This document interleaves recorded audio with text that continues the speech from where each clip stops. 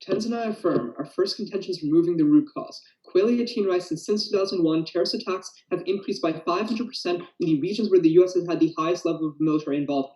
Schmidt 19 finds that ISIS has already been regaining in strength, in part to the US military actions. The US military presence in the Arab states exacerbates terrorism in three ways. The first is by the Hydra effect. Geo 13 explains that the US focus in counterterrorism is using targeted killings to take out terrorist leaders. However, he continues that this only radicalizes terrorist groups even further because they rally behind the martyrdom of their leader. That's why Jordan 14 quantifies that killing a terrorist leader increases the probability of that group surviving by nearly 20%. The second is by emboldening repressive regimes. Jones 11 explains that allies like Saudi Arabia and Bahrain are emboldened to repress political dissidents through purges because US military presence makes them feel protected. That's why Salim 13 writes that American support for autocratic Arab regimes was a major factor behind the masses' discontent with their governments. This discontent breeds radicalization, just as Schumacher 18 quantifies that for every 1 unit increase in government purges, it doubles the number of terrorist attacks in that country. The third is through an anti-American sentiment. Frederick 18 writes that US troop presence foments radicalization because of its interventionist nature, which led Ardo 9 writes that terrorist campaigns are directed at ejecting foreign forces from their homeland, which the PSD 18 reports is their justification for 95% of all suicide attacks. That's why overall, Gobner 16 quantifies that for every 1,000 US troops sent to fight on the war on terror in the Middle East, there are 19 additional terrorist attacks. The impact is stunting development. Sandler 14 explains that these attacks have a damaging impact on the economy by scaring away trade, investment, and destroying the economic infrastructure. That is why he quantifies that for every 10 additional terrorist attacks in a country, their GDP falls by almost 0.3%. This is disastrous for the poor. Without investment in funds to develop the economy and create jobs, the poor lose any opportunity for social mobility. That's why the World Bank 15 quantifies that a 1% decrease in GDP increases poverty by 1.7%. Fortunately, by removing our military presence, we address the root causes of terrorism, providing a long-term solution for these countries. Our second contention is a civil conflict catastrophe. Bahrain, a country with more than 7,000 US troops, is on the precipice of civil conflict. As Carpenter 19 writes, the oppressed Shia majority is the next Middle East powder keg waiting to explode. US military presence to make this conflict extremely likely for two reasons. The first is by promoting political repression. Jones 11 writes that during the 2011 Arab Spring, the Bahraini government committed atrocious human rights abuses. Unfortunately, he continues that it was US military presence that made the government feel secure enough to act recklessly. Since then, Majzoub 20 writes that Bahrain's human rights abuses have only worsened, and Rogan 19 confirms that this is due to continued US military support. This makes the area ripe for civil conflict, as Trans 16 quantifies that as human rights abuses increase in the country, the probability of civil war rises by 34% within a decade. The second is by encouraging Iranian involvement. Because of its proximity and geopolitical importance, Laser 17 writes that US bases in Bahrain represent a priority target for Iran. In fact, Geoff 20 reports that Iran has already begun funding numerous Shia militia in the region because they see the area as a unique target of opportunity because of the US. Thus, our military presence has encouraged Iran to engage in Bahrain, which is detrimental, as Carpenter 19 concludes that Iran can light the fuse to ignite Bahrain into civil conflict. That is why overall, Oslam 10 quantifies that with every 3 years with US military presence on national soil, the probability of civil conflict increases by 83%. The impact is a failed state. Carpenter 19 writes that Bahrain can become the next major conflict of the Middle East, similar to the civil wars in Syria and Yemen. This would be disastrous, as William 16 writes that civil wars are the worst form of conflict a country can experience because they destroy the internal economic and political institutions. That is why civil wars in Yemen and Syria have already killed hundreds of thousands of people and plunged millions into poverty. Fortunately, this can be averted in Bahrain. If the US removes its military presence, the likelihood of civil conflict goes down and peace in Bahrain is attainable. Thus, we affirm.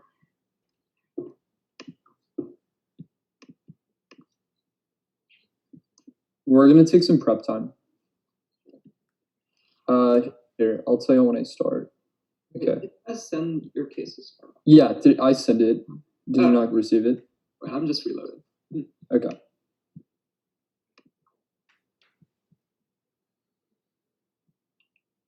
I won't start prep until you tell me whether you get it or not.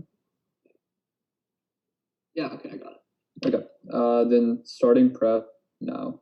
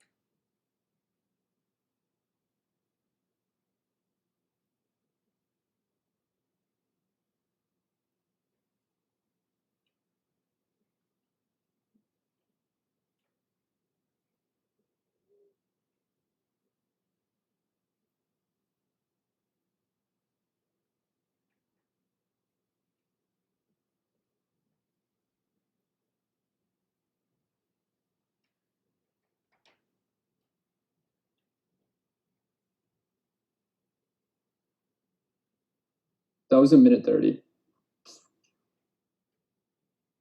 Okay. I'll read the case now. All right. Is anyone not ready? Okay. We negate contention 1 is erasing Israel. The removal of the U.S. military presence in the region allows Israel's mortal enemy, Iran, to expand into nearby Iraq. Makazumi 20 of the Washington Institute warns that the U.S. military withdrawal would embolden Shia loyalists and strengthen Iran's expansionist agenda in Iraq.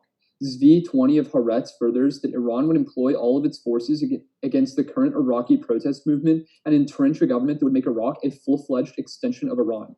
This expansion into Iraq would massively spike Iranian-Israeli tensions. Yadlin 19 of Foreign Policy explains that Israel views Iran as spreading advanced weapons as a strategic threat that could activate their preemptive strike doctrine. Yadlin concludes that the only thing preventing Iran from sending more advanced weapons and missiles into Iraq is the presence of the U.S. forces that it is unwilling to escalate with. Fisher 20 of the Washington Post confirms empirically that Iran has increased their pressure in Iraq as the U.S. has begun to withdraw.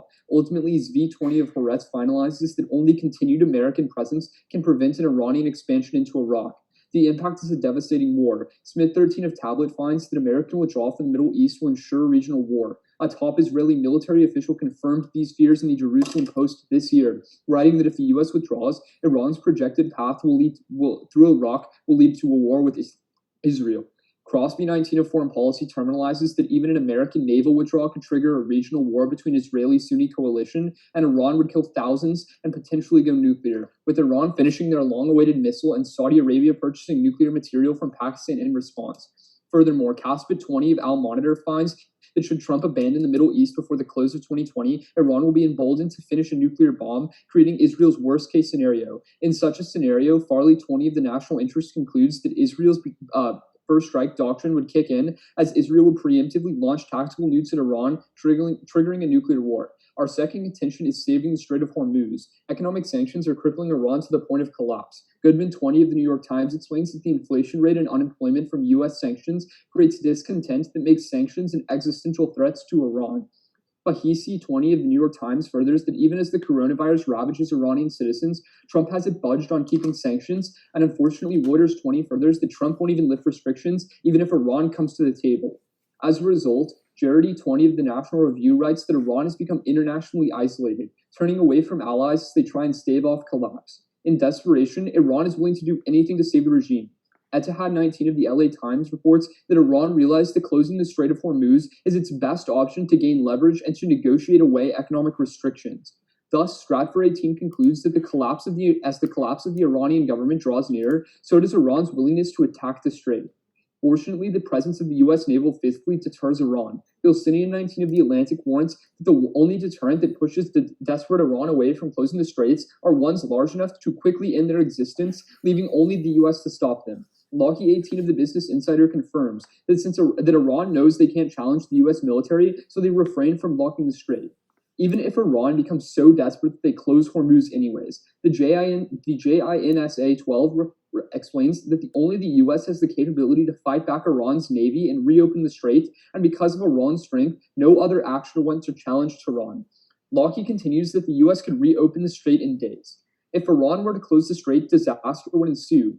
Oil price 18 finds that oil prices would rise 50% within less than a week of closure. This is historically proven. As Gilcinian furthers, the last time passage through the strait was interrupted, global oil prices doubled for an entire year. Marketplace 19 finds that because Asia is dependent on Middle Eastern oil, if crude stops flowing through the strait, Asia would face massive energy crisis, stagnating growth, and sending millions into poverty. Oil price 18 furthers that because of advances in alternative technology, if oil prices spike again, it will end the oil sector forever, moving peak oil up decades. Shahan 12 of Clean Technica impacts that the Middle East and North Africa are dependent on oil. If it collapses, they will fall into absolute poverty, sparking a mass exodus of citizens to terrorist groups, causing waves of state collapses, diversionary wars between great powers, and eventually a global economic collapse. Okay, are you ready? You ready for cross? Yeah. Let's both time it. Okay. I'll start the time when I ask the first question. Yeah. Okay, so I'll start the time now. So you mentioned your second contention that the sanctions are crippling the Iranian economy, right? Yep. So how do they have the funds necessary to mobilize an expansion into Iraq? Well, they still have a navy and a military, like Yeah, on service. to like expand into another country, you need to you have to first mobilize Yeah. a lot of funds to actually expand, so you can have control of the area. Yeah. It's not like they can just like, okay, so if that's true, They and start the their funds cars are, where and do they they drive get funds over. from? They start the cars and they drive over. Doesn't seem very expensive. Well, okay, I would say so. What Iran is doing right now is like their set military budget, right? If they want, and you would contend that they're not expanding to Iraq right now, right? So if they want to do that action, they have to put in additional funds on top of what they're doing right now. Why not just start the cars and drive over? They can just start the cars and the tanks and drive over to Iraq. It's like pretty simple to invade another country. It's like not that hard to invade a country, especially when the takeover is happening in both a diplomatic way. So like as they take over the Iraqi government, one, I would say they probably sort of subsume the Iraqi forces so that they already have forces there. But also the like unique thing that triggers the Israeli lash out is that you just have to move short range missiles to Iraq, which they already have in Iran. And you put those on like a big 18-wheeler and you drive it through the border, which is like not that expensive. And that's gonna lash out the Israel. Yeah. Okay. Can I ask a question? Yeah, go ahead. So let's talk about Bahrain. Sure. The first warn about political repression. It's sort of about a U.S. security guarantee, right? That no one will rise up and like take over the government so they can just politically repress citizens, right? Okay. So Bahrain has a rapidly expanding security sector as well as a plethora of arms deals with the United States. So why is a few U.S. carriers in the Gulf enough to make sure that they can like repress their citizens when arms sales and a rapidly growing military force domestically is not? Okay, so we would say a couple of things. First, the rapidly growing military sector that you talk about it's still like burgeoning, and it's putting the country into a lot of economic debt, which means their legitimacy is getting taken away. So that's why they still need the U.S. military presence. Wait. So then affirming is bad. You take away the U.S. military, they have to expand their security section, they go into debt, and they default. We would not say that. We would say that that's what you just said. No, our argument is that U.S. military presence is what's uniquely helping Bahrain. Well, uniquely allowing Bahrain to oppress their people, because they don't have like the security guarantee of themselves at all. And yeah, so, but if the security sector grows, then they do, right? We would say that the security sector is not like large enough for them to like act out. That's why like empirically you see that like in the Arab Spring in the last like 10 years, like when is the security sector going to be so large that like it offsets like the U.S. security guarantee? And I don't know. Okay, that's time though. Yeah, that's fine. Oh, we'll take some prep. We'll start taking prep. I know, are you timing? Yeah. We'll start now. All right.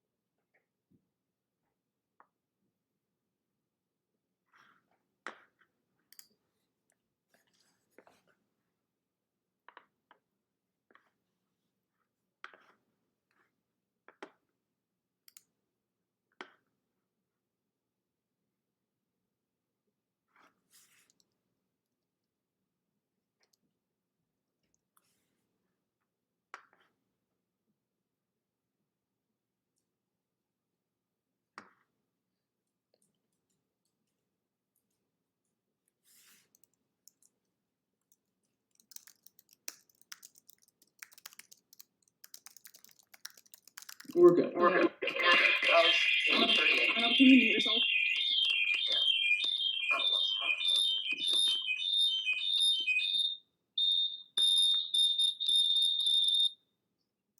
Are you muted? Okay. Can everyone hear me well? I can hear you. Okay, cool. I'm gonna start. Okay, is everyone ready? I'm gonna start the time. Now, starting off with a quick overview, both of their contentions are about Iranian aggression, but 4 reasons why Iran is never going to aggress. The first is because Iranian foreign policy has shifted. It is no longer primarily ideological, but instead pragmatic. They fight in various proxy wars and they engage in aggression, so no ally ever becomes strong enough to overtake and overthrow them. Their endgame is never to actually start any sort of war and to not cause destabilizing wars, but instead to never lose the balance of power. So that means that all their impacts are like regional wars happening, but this is never going to happen because of the fact that they want to maintain their power. But second, even if they try to argue that Iran causes these disruptions. I mean, the second problem is that they have a bunch of economic issues right now because they say themselves that sanctions have crippled Iran's economy. This is the exact reason why Iran is never going to strike either the Strait of Hormuz and Israel too. But then these economic issues coupled with political grievances have led to the growth to a major protest movement in Iran, with widening protests demanding change and threatening the Iranian regime's security. That has forced them to militarize the police and crack down on dissent. As a result, Iran has taken a shift inwards, knowing that it must rechannel its efforts to satisfy its struggling citizens instead of spending their money on costly military interventions. But then third, the New York Times confirms that Iran has one of the worst cases of coronavirus, which is another reason why they're looking into their internal stability rather than engaging in foreign affairs. But then overall on their first contention specifically, their argument is really not unique because Iran is aggressing right now. Clark 20 finds that even through the coronavirus epidemic, Iran is continuing their aggression and has only been ramping it up. So even though U.S. military presence is there, it's not preventing it from happening. Their argument just isn't true in precedent. But then even if our presence in the region goes away, that doesn't mean we are powerless to combat Iran, because Glaser 17 explains that because of massive tech developments, the U.S. can mobilize and attack and send troops and the Navy and the Air Force to a region where they need to fight extremely quickly. What this means is that even if we don't have military bases in the outfield, the deterrent factor of the potential U.S. response still remains. So there's no real difference in the decision calculus of Iran. But then Iranian influence in the region has already peaked and there's very little room for expansion. This is because we already spread out into all the countries that they're able to influence and to whom their ideology appeals to, but they have found themselves unable to expand elsewhere. That means that they get no impact because Iran literally cannot expand anymore. But then turn it, because pulling out our military partnerships in the Middle East allows the United States to become a more neutral actor and able to gain the trust of both sides and create longer lasting diplomacy. That even if Trump doesn't want to do so now, it sets the long-term stage for America to become a mediator of peace between adversaries rather than just picking sides and becoming seen as a creator of war. That's why the Guardian finds that our presence is actually what is fueling the rivalry in the region. But if we were to leave, then we can reconcile their differences. But then on Israel specifically, first realize that waning American presence in the Middle East is actually urging countries to come to the negotiating table. According to the Guardian, regional states will more readily resolve their differences if they no longer have the U.S. to back on. That's exactly what happened with Saudi and Qatar. But then second, the U.S. is obviously going to provide some form of a security guarantee to Israel and not just leave them in the dark because they are allies and they have a lot of supporters in Congress. That's why the Guardian confirms that any U.S. regional troop drawdown will almost certainly be accompanied by additional American security guarantees, which means that there is still a deterrent for Iran. But then the probability of any sort of war happening is really close to zero because according to an Israeli general himself, all the threats of any sort of military strike against Iran and from Iran to Israel are empty because both of them are in no position to launch any sort of strike. But then on nuclear war, remember that there's still mutually assured destruction and both countries have no capability of doing it whatsoever. The probability of this is literally zero. But on their second contention about the Strait of Hormuz, first realize that our military presence is not necessary to defend against Iranian aggression in the strait. The reason why is because our sanctions, like they say, have crippled their economy, and our cyber operations have repeatedly prevented them from doing any sort of further attacks. We can counter Iranian aggression in other ways. But the second problem is that Gilson 19 reports that there are 32 other countries that are devoted to protecting the shipping in the Strait of Hormuz. There's no need for the U.S. to be there. But he also says that the U.S. has historically been able to protect the strait with smaller feats, and because the AF is not advocating for a full withdrawal, we still have military there. We can still protect the strait like we did so before. But on the impact, oil prices are already low because of coronavirus. They're at a 26% down. That means even if they increase by a little bit, it just brings them back to a normal level. But even then, because the oil supply has been increasing, skirmishes in the Strait of Hormuz do not cause major oil prices. Instead, we would say it's actually better for renewable energy.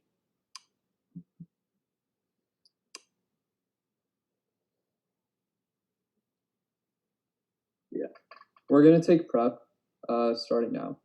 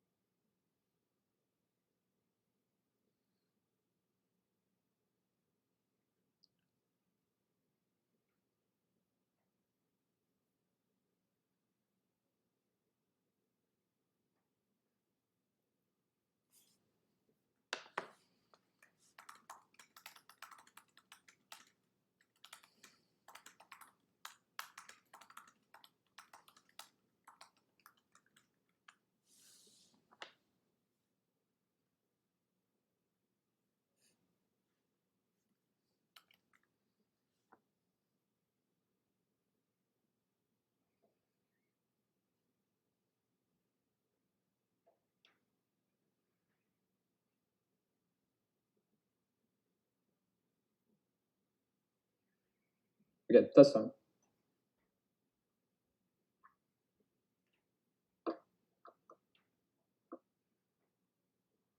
Okie dokie. Anybody not ready?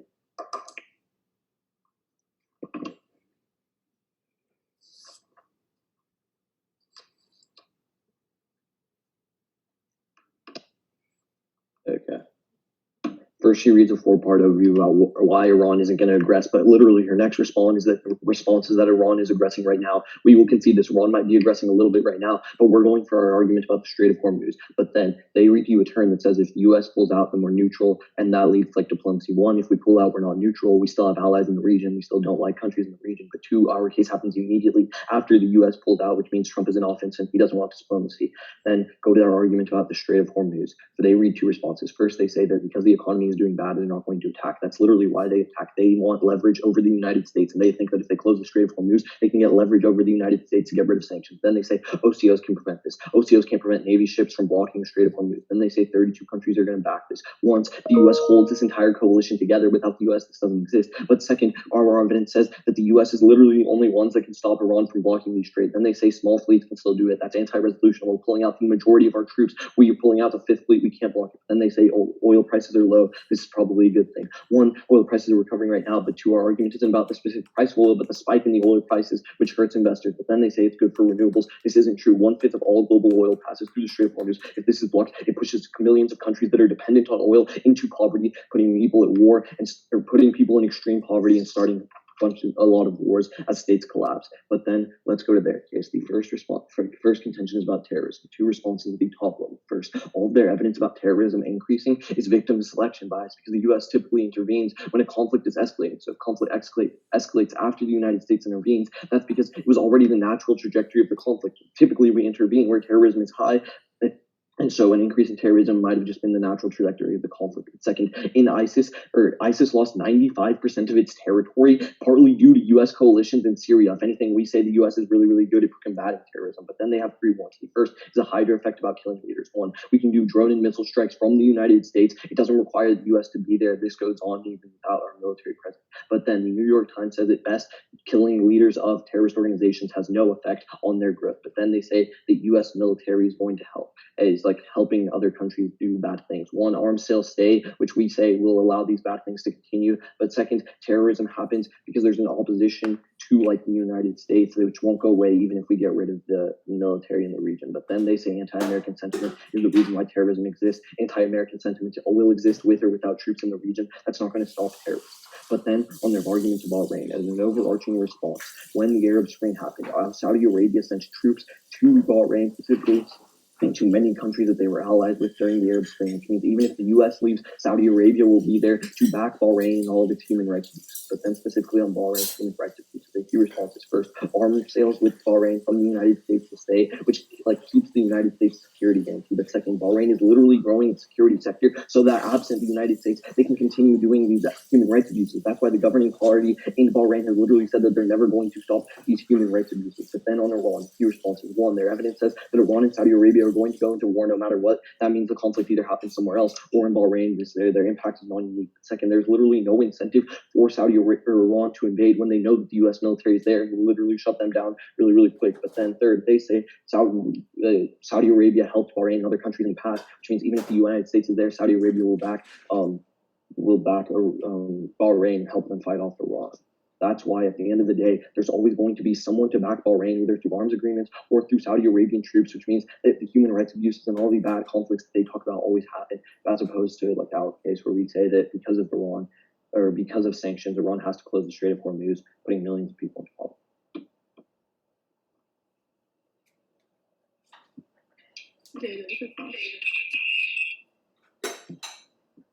Yeah, all the time. Okay. So does Iran rely on the support of their few allies like China? Sure.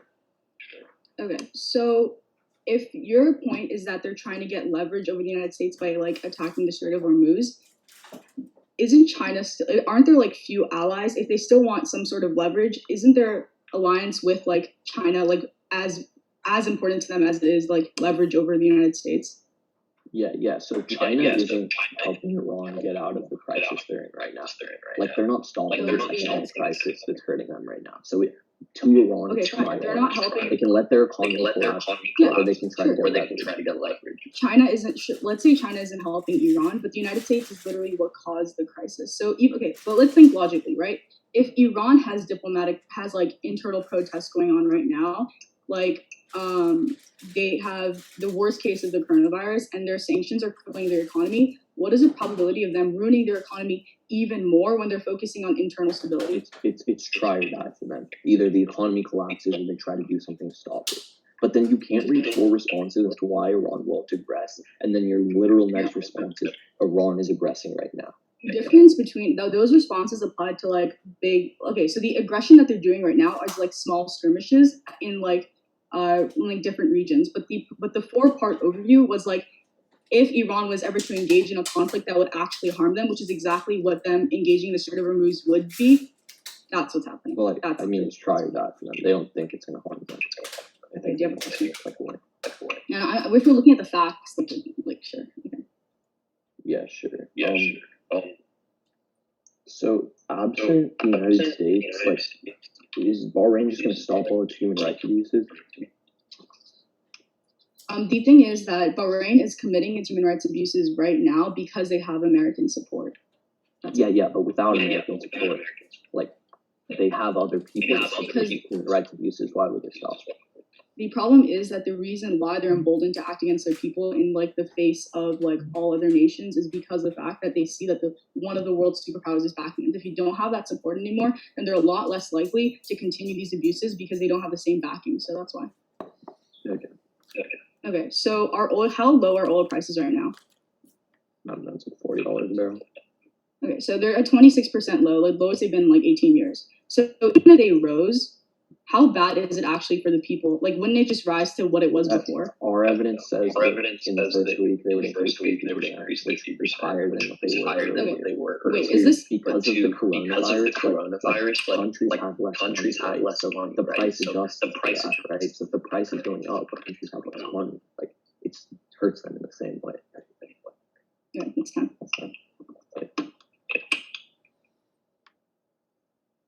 We'll start taking prep. We'll start. Give me a sec. I'll start it. I'll start now.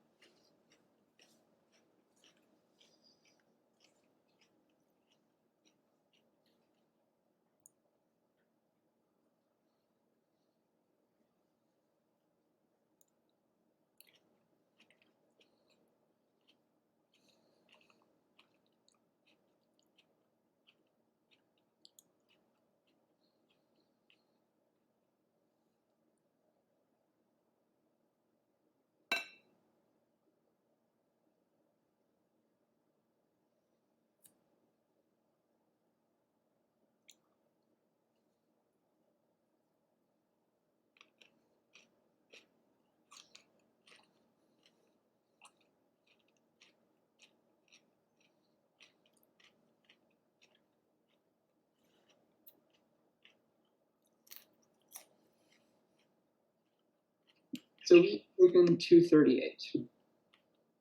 So I'll start on Strait of Hormuz. Sorry, you're like echoing super hard. It's like kind of hard to hear you. Can you hear me? Yeah, but I hear you like 3 times. Like there's a really bad echo. Weird. Wait, let me mute myself. I've been hearing that occasionally. How about we have everyone except for the person who's speaking just mute themselves? Can you guys hear me now? Like, put up a thumbs up. Yeah. Cool. Okay, so I'll start on Strait of Hormuz, and then I'll go to our first contention. Is everyone ready? Okay, I'll begin the time now. Now, starting straight over Hormuz, they really mishandled the response to the tensions. We first say that we can they say that they will attack the strait because of the sanctions, because of the triad situation. The problem is that this concedes that it's entirely non-unique, because the sanctions will always stay, so they always are going to be attacking. That's why you see in June and this March, they have been aggressing the strait. They never proved the bright line why it gets any worse when we pull out troops. But second, they say that we would say that we can always use OCOs. That's what we did in June to always respond to Iran. We don't need to have a military presence. Then they say that they say that the U.S. is the only ones who can actually combat Iran in the strait. But their own evidence concludes that other countries have historically come up and helped. Their Gilson evidence is what we cite that says that 32 other countries in the region that protect the waters, Britain and France, have done it in the 90s when the Iraq War was happening. It can always be another country. We don't need the U.S. But then they say that our next response about we can always protect with smaller fleets is not topical. It's entirely topical. The topic is nearly all. And historically, between the 60s and 90s, we protected the strait with very small fleets. We don't need to have the entire fleet that we have right now. We can still protect the strait without it. But then the biggest response that they drop is the Cunningham evidence, which says because the global oil supply is rising, there's no more likelihood of oil prices spiking because the strait gets closed. The reason why is because all these countries already have massive reserves of oil that are in place to protect against a disaster like the 1970s during the oil crisis. That's why Cunningham concludes that nothing in the strait will actually be increasing prices. That completely takes out their case. But then, let's go to our first contention on terrorism, which is where you're going to be setting the ballot for us. They first say at the top, the conflicts are escalating, and it's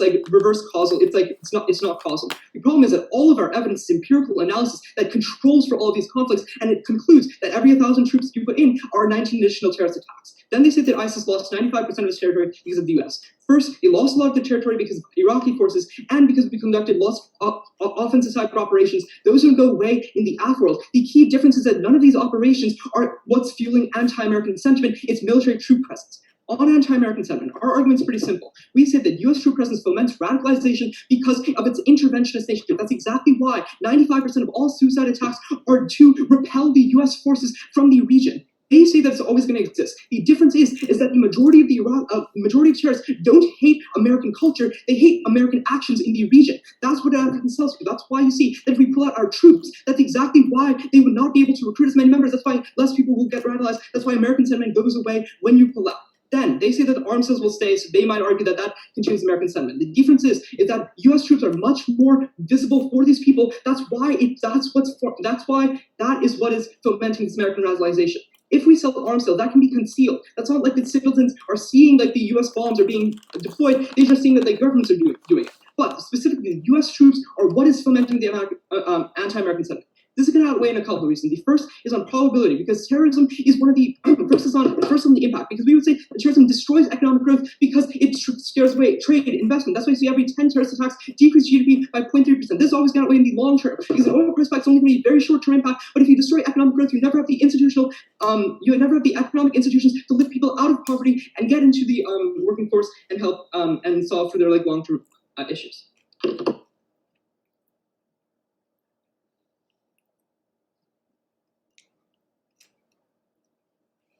All right, it's gonna go their case and then our case. Is anyone not ready? Okay. Go to their first contention. Nicholas's second response is that ISIS has lost 95% of its territory. He says that's because of Iraq and OCOs. Sure, but this proves that terrorism is not a large impact in the round, because if terrorism has declined 95%, even if anti-American sentiment still rises, it still means that terrorism is very small and terrorism doesn't affect a lot of people. But then let's go to their third argument on anti-American sentiment. He says they hate U.S. action. Two things here. First, Nicholas tells you on the first response to be beheading killings, the drone and missile strikes always exist, which means, and coupled with arms sales, he says these are concealed and that they just see the government doing the action. But the thing is that countries or the terrorist groups like ISIS use this as propaganda. They say that they're getting the arms from the United States and that the United States is conducting the drone and missile strikes, which means that it doesn't matter if the people know, as long as ISIS can figure it out, which if we can figure it out, they can figure it out, and they use it as propaganda to ramp up terrorism in the region, which is why any U.S. action, with or without us there, will always win this argument. But then let's go to their first, their impact is about a GDP increase, not about lives. They don't actually tell you how many lives this saves or if anyone dies from this. I would not evaluate this horrible impact. They say it outweighs first on probability and second on time frame. We outweigh three reasons. The first is on scope of magnitude, because our argument about oil decline and wars in the Middle East is always going to be much more severe and kill a lot more people than some amount of economic decline. But the second is about time frame, because if the economy collapses, you can recover for it. But if a bunch of people die in a large-scale Middle Eastern war, it would collapse the region for centuries, and they would never be able to have economic growth. Let's go to our case. Go to the second contention about the Strait of Hormuz. We say that sanctions are an existential threat to Iran, and that Iran needs a bargaining chip to end the sanctions. We say that the way they do this is by closing the Strait of Hormuz, but the U.S. can deter them now. The U.S. is the only deterrent because it is the only military force large enough to keep Iran, to kill Iran immediately, which is why they never do it now. We also say that only the U.S. can open the strait. We say that if the strait closes, oil prices spike and double for an entire year. We say that moves peak oil up decades, and the Middle East and North Africa and OPEC, who are all dependent on oil, all go into absolute poverty, collapse, go into state failure with civil wars and diversionary wars that kill millions. Their first response is that sanctions are that cyber attacks will work. Two things here. You can't cyber attack a naval ship because there's no deterrent there. But then they actually read a new response to this that they will always attack. Our argument is that maybe they will always attack other states, but they will never attack the strait because the U.S. is a large enough deterrent. Because their only deterrent is stuff that can end their existence as a state immediately, which is what only the U.S. can do, which is why we are the only deterrent. Their second response, 32 other are defending, but they can see that the U.S. is holding together regional coalitions and that the U.S. is the only power large enough to reopen the strait or large enough to deter Iran. Iran scares off all the other actors individually. But then third, they say that we still have the fifth fleet. This is anti-resolutional because they can't pick and choose what we pull out. It means that this conceives their own case because it means we still have some U.S. ground forces in the Middle East. There's still anti-American sentiment. It not only makes the whole round and screw the debate over. But then let's go to oil prices being low. Two things here. One, they read a new response about having reserves of oil, but it is about a comparative spike in prices. One, oil prices are recovering now, but two, if there is a spike in the price of oil from now to then, it will still cause an investor uncertainty that dooms the oil industry forever.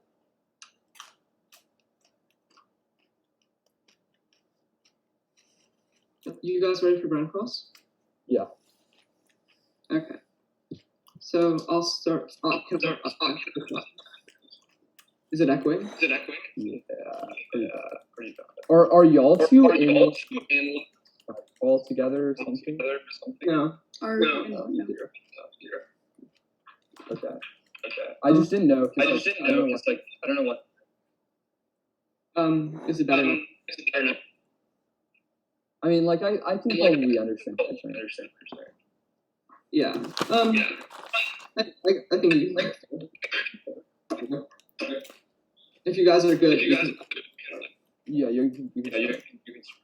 Okay. So I'll start now. Okay.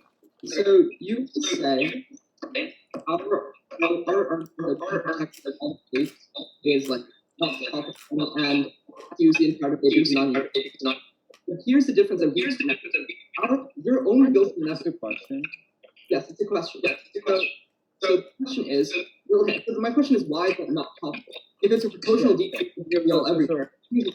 My argument is just that, first of all, you concede yourself that it would be a minor part of the U.S. Fifth Fleet still there because the majority of the military it's not a big enough deterrent for Iran. But also, if you go for this, hold on. If you go for this, we keep 10% of our forces.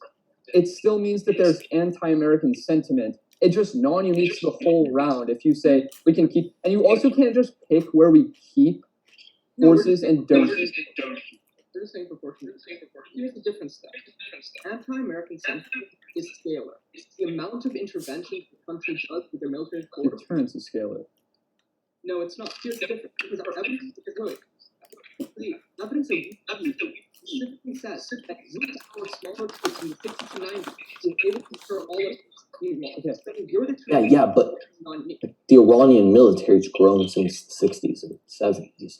Like our argument is also that if there's a fraction of the troops, then Iran is not deterred.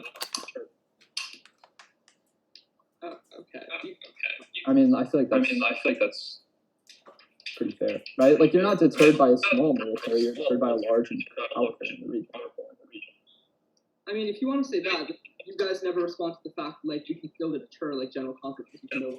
Okay, so that wasn't. We also do read to say that only the deterrence Yeah, the only deterrent.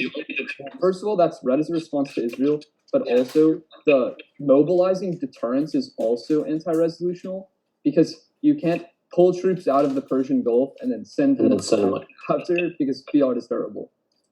Okay, fine. Which means you can go for cyber ops or sanctions as deterrent, but just not like putting back military forces.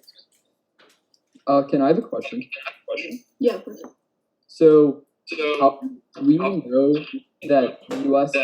arms to nations and drone strikes people, but the people in those countries don't. Is that the question? Yeah. Wait, can you phrase it? Yeah. So you say that people won't know that it's the U.S. behind the scenes, basically. It's much more concealed than like just parading around. Yeah, but like people who are affected by violence every day wouldn't know.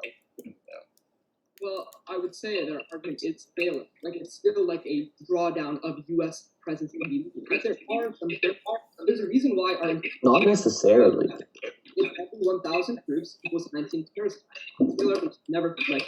Yeah. But your evidence is talking about that, but it doesn't. The narrative of like how much drone strikes increase anti-American sentiment and things like that, right? Like even though physical presence might reduce it, it can have a subsequent increase when the U.S. pivots to other means of targeting terrorist groups, right? But if that's true, then if that's other means, then that's just like the whole field is durable again too, right? Like then we can just like target Iranian like ships and they would be the drone and missiles, right?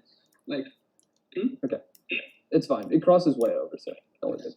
Okay, we'll take the rest of them. Seconds. All right. So we'll take that. We'll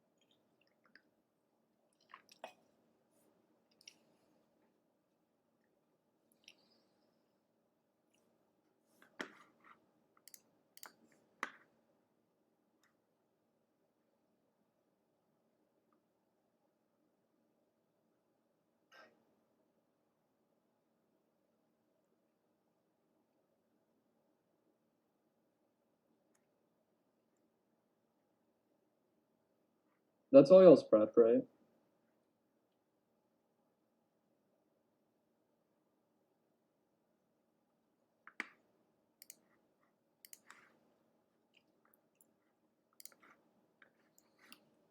Okay, is that okay?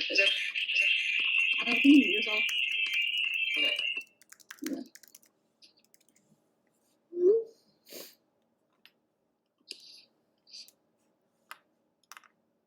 Sorry. I think so we're in a call together and I think y'all are too. But if you mute each other on the call, I think that's like why the echoing is happening. Why would that happen? Well, because we hear it through like if you speak, we hear it through your partner's mic into his phone and then out your phone. Or however it works. He can't hear me because I'm muted on his phone. Right, we're muted. Okay. If you're muted on this, this should be fine. Sorry. I was just it's like kind of hard to hear. That's fine. Okay. I'm gonna be starting. Okay, I'm gonna be starting on our case. Okay, is everyone ready? Starting in our case, remember, our argument is about anti-American sentiment. Our argument is that our presence in the Middle East foments radicalization, and it just increases it because the people see it, and so they join terrorist organizations. That's really important because they only have 3 responses at the end of the round. Their first response is that 98% of the territory is gone. But the problem with this evidence is that it's specific to ISIS, and there are still other groups. That's why overall, they never respond to our Quilly evidence from case that says that overall, the attacks increased by 500%, and that is due to American presence. That's really important. But that's exactly why their next response is something is about like the art is about it's non-unique because we're still going to be there. But the problem is that terrorists, like in a poll, they have said themselves that they don't hate American culture, but they hate American intervention specifically. So as long as intervention goes away, the anti-American sentiment is no longer allowed to fester. That's really important because their last response is about arms sales. But the problem with this is that our impact is scalar. As U.S. troops are there, as U.S. troops are a lot more visible than arms sales because arms sales happen behind the scenes. That's why as long as troops are there, radicalization is a lot more easier to happen. This leads us into our impact, which is really specific. It's a long, we're going to be outweighing on the long term because as long as terrorism is there, because it drives away investment, it drives away trade, you're always going to be destroying the economy as long as terrorism is in the Middle East. That's really important because every 1,000 troops we send into the Middle East have 19 attacks. That is a scalar impact. That's why every 10 attacks decreases the GDP of these countries by 0.3%. Their impact is oil prices, but that is short term at best. These are literally, they said themselves that their oil spikes. We can always recover from that. But long term structural harm to the economy, we cannot do that. That is why they try to weigh war, but their impact is oil. And even then, they concede all the response to war, so don't let them get this. The reason why their case doesn't work at the end of this round is because they never respond to the Cunningham evidence, which says that nothing in the strait will rise oil prices because the global oil supply has increased overall, so the markets just absorb the attack. So at best, their impact literally never happens because of the fact that the market has evolved, and so no oil price increase will ever happen. But even then, their own evidence, their own gaslighting evidence literally says that other countries, 32 others can still protect. They cannot win this argument because as long as 32 other countries are still protecting it in non-unique, they try to say that non-unique is anti-American sentiment, but the problem is that, remember, the sentiment is scalar. That's why we have the clearest impact this round, which is winning. Okay, we have 30 seconds left. We're going to take the last part of prep. Starting now.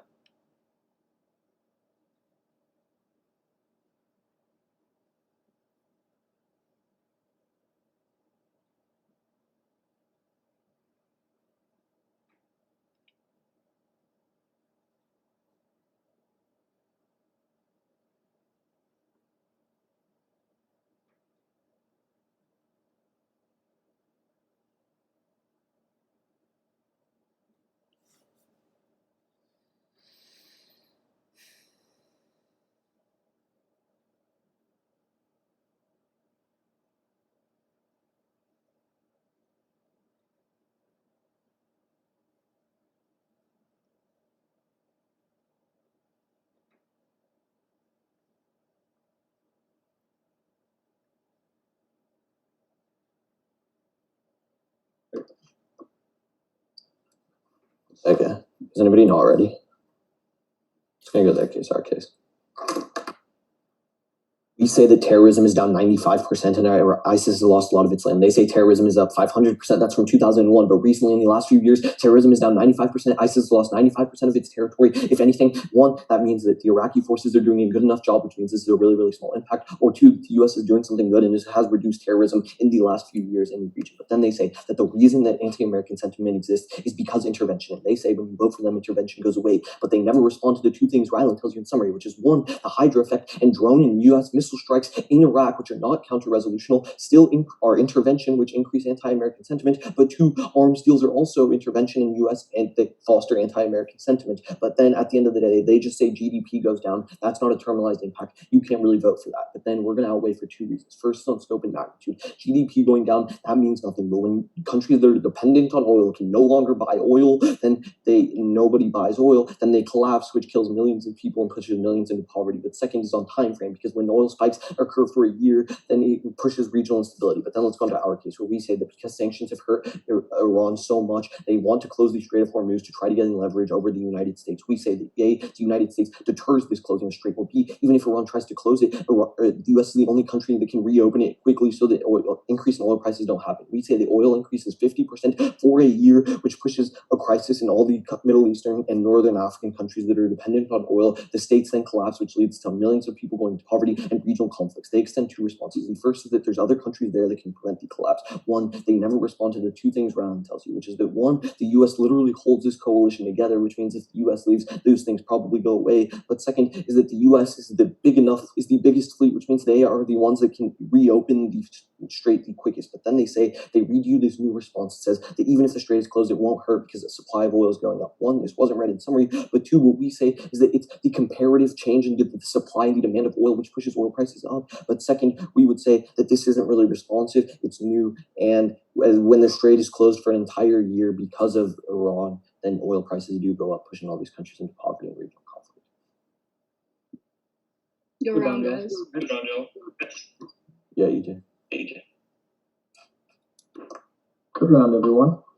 Long story short, I wind up giving this to the AF. I think they have really strong evidence that they point out as being causal of relationship between U.S. intervention and terrorism. I don't think the ISIS critique in particular, which came up out of a couple of your speeches, was really responsive, because the Health and War Organization in particular does not really address the issue of terrorism.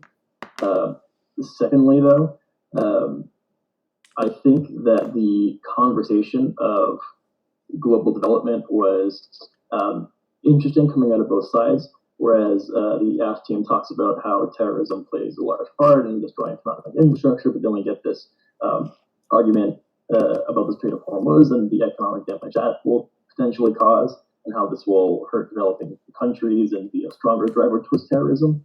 As the round goes on, though, the extent to which I buy Iran being able to take the Hormuz and hold it long enough to start seeing the impacts on you guys are talking about coming out of Khan is something I don't really see, because I get a lot of different responses of different ways this can be addressed.